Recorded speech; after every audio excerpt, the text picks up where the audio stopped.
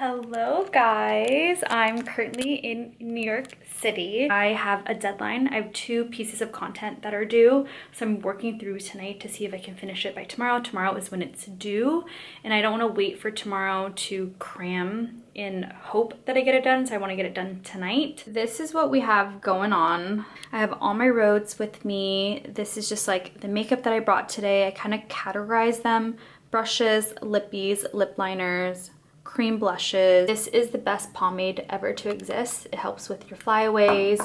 Have my concealers, just like skincare primer, my clips.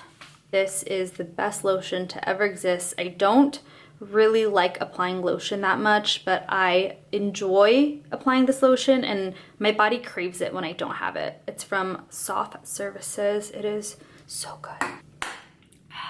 I want to work and I want to eat and I can't do both, and it's just I decided that I'm gonna take a break and then get some food, come back, do more work. But I just wanted to show you guys my little fit. It's not really even an outfit, it's just whatever's keeping me warm. I have these pants, have this jacket that's really warm, and I'm just gonna walk myself to dinner and then come back and hopefully finish my work tonight so I can sleep and relax. Bye. How often should I get my hair glossed? They say it lasts like 20 shampoos, so I always just say like whenever you feel like your hair's dull.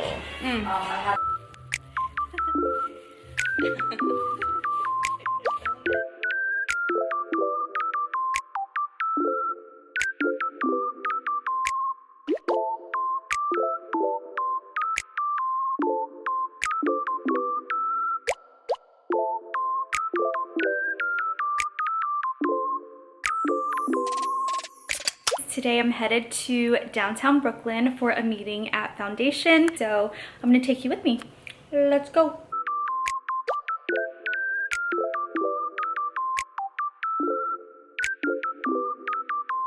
I'm back and I wanted to show you guys a little haul of all the things that I got. We have Home Court. I've always wanted to try this brand. I got a surface cleaner and then I also got a hand wash. This is in the shade Pink from Hallie. It is so cute. Day hair mask. I got 2 glazed lip oils. I have the shade Mystery Glaze and Frosé. Got 2 concealers by NARS.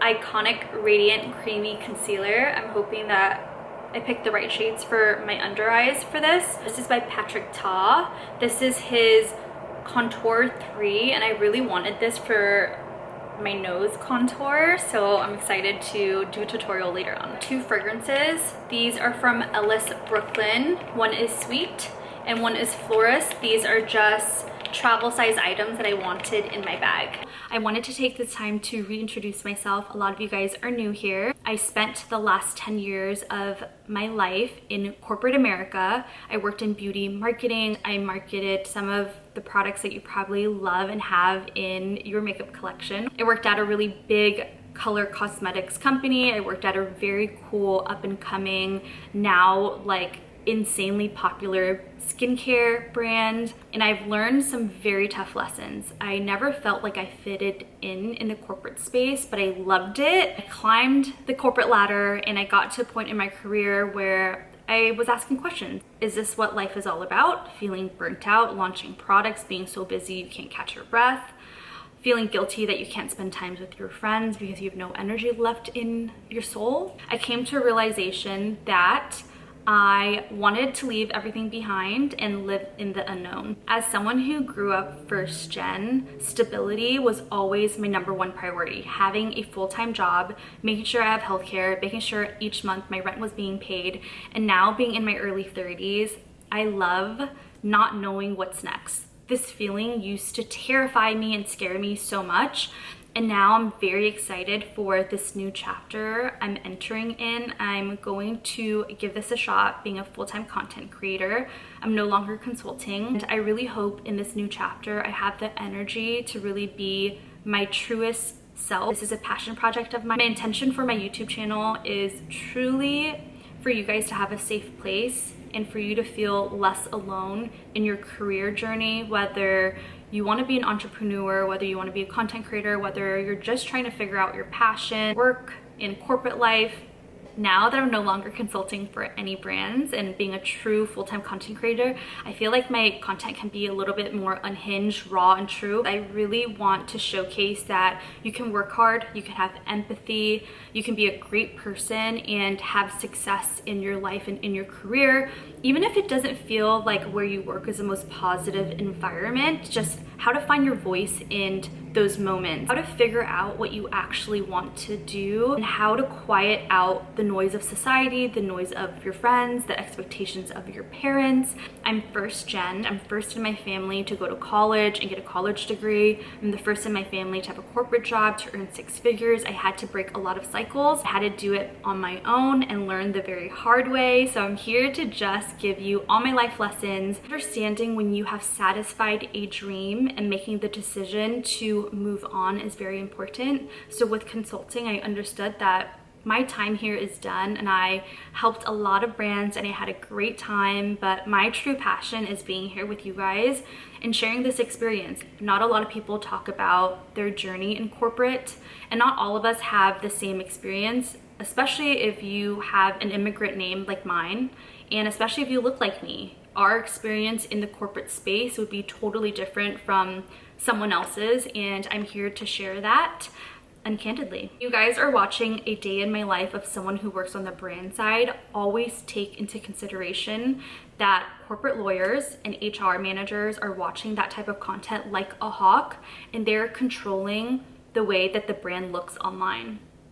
No one is going to go on there and say their job sucks and they're crying because their manager is mean to them, because that type of content will get revoked ASAP. So all of that is very positive facing for the brand in a way. It's more positive than it is real because it is controlled by the brand that they work for. Every week in my videos, I'll save the last portion for a question and answer. And I have a section on my website where you guys can ask me anything and you can stay anonymous. If you're working at a company and you want to keep your privacy about what you're asking, is what is your schedule like every day between meetings, filming, and editing? Tuesdays and Thursdays, these are my days dedicated to consulting and they're my admin days. I have all my Zoom calls, I have all my phone calls, all of my admin work. If I have to send invoices or follow up on emails, these are my stay at home, in my office, and grind days. With my filming and editing, they kind of revolve around when I have sponsored content due. On those days, I'll batch content. I try to not film every day. It kind of burns me out. I go through different seasons. There'll be a season where I feel really creative and I have to express myself and get things out, so I film every single day. But lately with consulting, I find that it's best that I only film 2 days out of the week with consulting because my consulting side takes a lot of my energy. How do you back up, store all of your content and files? You see a post go live for me, that is my indicator to take out my hard drive and dump all of the files that I use to film that piece of content onto my hard drive. How can I still enjoy living in the moment, creating content, and making sure everything is balanced? So when I'm traveling, I set a really tough schedule and you kind of have to play around with what works the best for you. So I'll use my last New York trip as an example.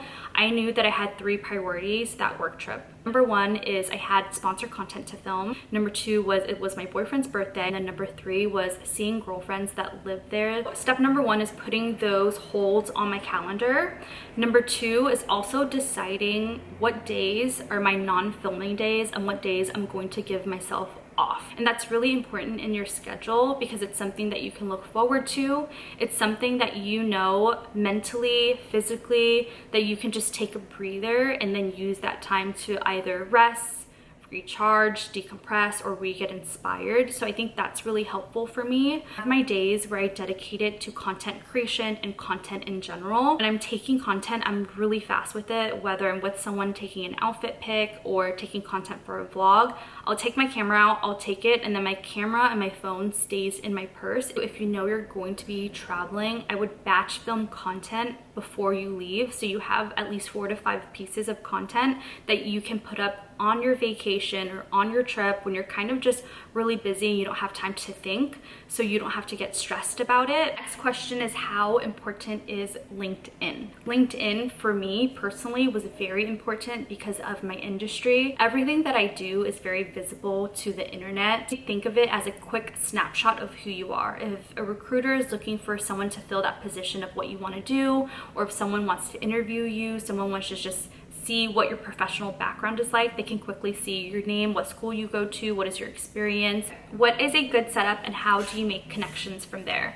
Do research. This is the best way you're going to learn. What I did when I wanted to be an influencer marketing manager is I picked my top 5 brands that I loved, and then I went and I looked at the directors that held my dream positions at these companies. I looked at their teams, and I looked at what type of experiences each team member have. Where did they come from? Is one person more analytical? Is one person more creative? At this company, what is important to them? What types of individuals with what types of skill sets are they hiring for? And can kind of, by doing my own research, understand what brands are looking for. And then I tailored my personal experience to fill in the gaps of what these people didn't have. Lots of research, study a lot of people's LinkedIn profiles that are successful to you, and then this is how you're going to see what types of setup works best in your industry. Everyone's industry is going to look very different, so the more research you do, I think the better it is for your setup on your own personal page. How I use LinkedIn is it is a landing page for my professional life. I don't really use it to network too much. My page right now is very spammy with like sales and a lot of bots. Use it to look at my feed. A lot of times companies will have happy hours, or listening softwares for influencer marketing will have events, and those are great networking moments that you can go to and make connections on there, and then after you can add them on LinkedIn. That is it for today's video. Thank you guys so much for watching and for being here in my next journey. If you haven't already, please subscribe to my channel. Give this video a thumbs up if you found it helpful. I'm going to be in the comments replying back, so please let me know if you guys want to see anything or just want to talk there. I'll see you guys in my next one. Bye.